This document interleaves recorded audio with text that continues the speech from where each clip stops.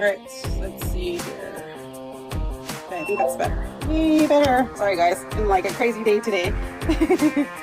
Like this big event at work, and oh my god, it's always insanity. So also to you guys, if you guys want to donate to my fundraiser that I'm doing for American Heart Association, the link is in my bio, okay? So I'm currently the campus cultural director. So if you guys want to donate, it's in my link in bio. So, and anybody's welcome to come on today. We're just going to be talking about family court reform. We're going to be talking about some court cases. We're going to be getting back to the nitty gritty of everything. Okay. We're moving on to other stories. Hey guys. Sorry, we needed a little bit of guys. Like I said, anybody's welcome to join. We're just going to be going back to our normal stuff, which is, talking about the bill process, talking about family codes, statutes, everything like that, everything that's there. Family code laws, just kind of going over and like educating people on some of the court cases that are out there. So we are actually lucky, believe it or not. I mean, a lot of people say that's not lucky, but it's actually luck that we were able to have all the court cases that we could see during COVID, because they were not able to have, a regular court. So we were actually able to see now. Oh my God, your friend's on here. Which one? The one we've been talking about for the last 6 months. Okay, fine. So yeah, all right. So yeah, we're moving on. We're just going to be going over the bill process. We're going to be going over some court cases. So like I said, during COVID, when we were shut down, we were able to get into a lot of these court cases, and we we're actually able to see like what these judges are doing and what they're not doing, and then how some of the litigants are acting and that type of stuff. You guys have seen me post a couple of court cases. I've been doing this exposing thing for like the last. I think I started back when I started figuring out that the system sometimes does work against us. And I know I have to be careful with some of the words I use, but I just feel sometimes like our basic fundamental constitutional parenting rights are being, violated to a certain extent, which I know Amanda can say that too, Oh, yeah. Yep. And it's just like, go ahead. Taken for granted is what it is. It's just gotten to a point that our rights have been taken for granted for so long, and they've gotten away with it for so long that it's easy. And now it's just to that point. I think it's come to a point now where a lot of people are starting to stand up, but how do you stand up to a system that's so comfortable within itself? Yeah. And like before have told me, and I've heard it a couple times, like Tim Scott they said, oh, well, that's worthless bill because it's just like reinstating our God-given, constitutional fundamental rights. No, it's not. It's just the courts need to be reminded that those are our rights, those are our parenting rights. Right. And they should not be taken away from us because we have that right to raise our children, And I did do an article if you guys want. I'm going to go ahead and update it on Tim Scott's bill and Virginia Fox's bill. Like I had said, Tim Scott's bill is still there. It has not been shut down yet or rewritten or anything like that. Because it's still just sitting in the introduced phase, correct? Yeah, it is. Okay. Yeah.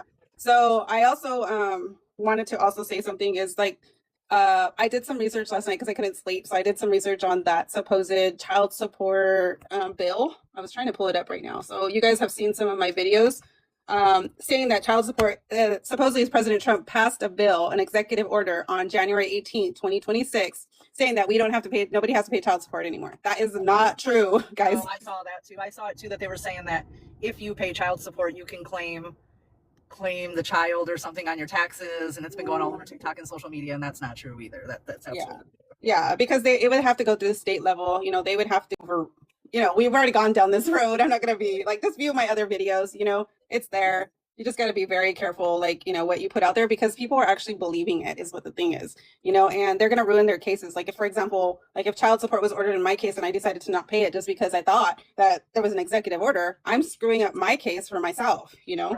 And there's people that are actually believing that. They're believing that Trump did pass, quote, but what they're in fact doing is they're recycling a story that happened back in the 2000s. Right.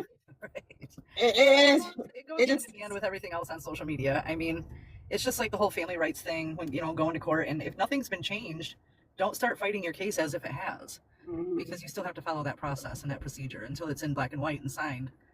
Nothing's Yeah. changed. And then another thing too is I always get also too is like people will say like, how are you able to get that evidence, or how are you able to look up other people's cases and all that other stuff? Because once you file, it's public record. The reason why it's public record is because we the people are supposed to be holding these judges accountable, and nobody is holding them accountable. You know, like the news outlets are supposed to be holding these judges accountable. You know, all this stuff. That's why it's public record. You know, but it's like I think like Amanda had said, they got lost in the process somehow. You know, everything has gotten lost. We gotten too busy. You know, I think that we're doing a little bit better now. I will say this: I don't believe that I'm almost 50, guys. I don't think that it's going to be us that make the changes. I don't think it's going to be us that make the changes. I think it's going to be our kids, you know, our next generations that's going to make the changes. You know, I don't know what you think, Amanda, but I think we're setting the footing. You know, like we always say that builds a stepping stone. You know, that's a stepping stone to what we want to get, and what we want to get to. You know, we might see it in our 80s or our 90s, right? But at least we're getting somewhere, you know, so trying to. Yeah. Yeah, and don't give up. You know, like it gets frustrating. You know, like a lot of us are doing free resource. We're free resources, and we're advocating for people, and we're helping people out, and people send us stuff. So we do that on top of our regular jobs, our personal stuff. You know, we're there helping these people, and it gets tiring and it gets frustrating. You know, you guys are welcome to reach out to any of us, you know, if you need anything. And, you know, we have to encourage each other because it gets frustrating. You know, it gets tiring.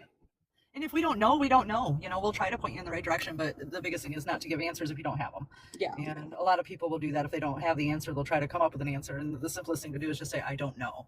Yeah, and that's the thing too. Like I've sent a lot of people, you know, I'll say, you know, hey, you know, Johnny's there, I'm at work, you know, or like Amanda's there, and she's at home, you know, maybe she can help you, because it's like we have to move around, you know, to help each other, because, you know, and I really enjoy our group that we formed and the people that we work with, you know, because they also will be understanding, you know, like when personal stuff happens, and they'll step up to the plate to help us, you know, like Johnny and Amanda have been like a godsend to me to help me through the whole thing that I'm going through, you know, because they're there to help me go through my personal stuff, because my court case just got really sticky, you know, and I was like, you know what, I haven't cried yet, but like I told Johnny, I was like, I told Amanda, I told Johnny I was crying the other day. He's like, you, Beto, you. There he is. Yeah. I'm like, am I getting punked right now, or what's going on? I know. He's like, oh, what? You crashed, Beto? You crashed? I'm like, no, I didn't crash. I just had enough. You know, it was a lot to come back to all that, you know, and then having to deal with all the different things, you know. Amanda was there to help me, like, you know, laugh through some of the stuff. But man, there were some days that I was so emotional, you know, because having to deal with that 3 years later, you know, not being divorced, and the judge is just saying, okay, we're taking everything off the table. You know, now you're just focusing on custody again. It's just like my case has just rewoken itself all up again. You know, like, it's all back at a head. And after all these 3 years and this $40,000 that I paid, there's nothing there. You know, like I'm like, if your child is 18 years old, under 18 years old, that other parent can drag you into court and do anything against the other parent. They can file anything against the other parent. For the rest of it, till they're 18 years old, they can keep dragging it and just draining you dry. Yeah, and that's the thing, is people don't understand. Like I said, it's public record. Anything you provide to the courts. Like, I don't know how it is with you guys, but I can literally go into the courthouse. They have these computers. You can pull up whatever docket or anything that's been filed, and you can view it, right? So that's how these news outlets get information. All they need is your name and the case number. Yeah. And a lot of people are really surprised to hear that this stuff is public record. They're like, what? Yeah, you go right in. Yeah, ours too. You can walk right in, and as long as you have the case number and the first and last name, and you just go on the computer, pop it in, and the whole case docket of family court will pop right up. Everything. Yeah. That's why I'm always going back and forth with the arbiters, because you see people get attacked laterally on the platforms. I've seen a lot of people getting gag orders, or they're being the judges are saying you can't do this or that. So somebody can go in there and lie. If you and I are in litigation, whatever I say, it becomes part of that public record that anybody can access, whether it's true or not. I can just say it and put it in my filings. But when people say things out here and they provide evidence, somehow that's not tolerable. But them injecting it into a courtroom, which is defamatory, it's libel, and somebody who doesn't know anything about your case can go read that, and they're going to draw their own opinions. And some people don't know that, well, that could be slanted information. Yeah. So basically anything could be put into those court documents or in those declarations. Anybody can accuse anybody of anything. And that's the thing, is that people don't realize. It's like, oh, well, I got this docket that said this and this and this and this. And it's like, okay, well, that may not be true, you know, unless it was ruled on or it was founded, you know. What is it? They always try to go back to, you know, you're proven until, what is it? You're innocent until proven guilty. Not family court, you're guilty until proven innocent.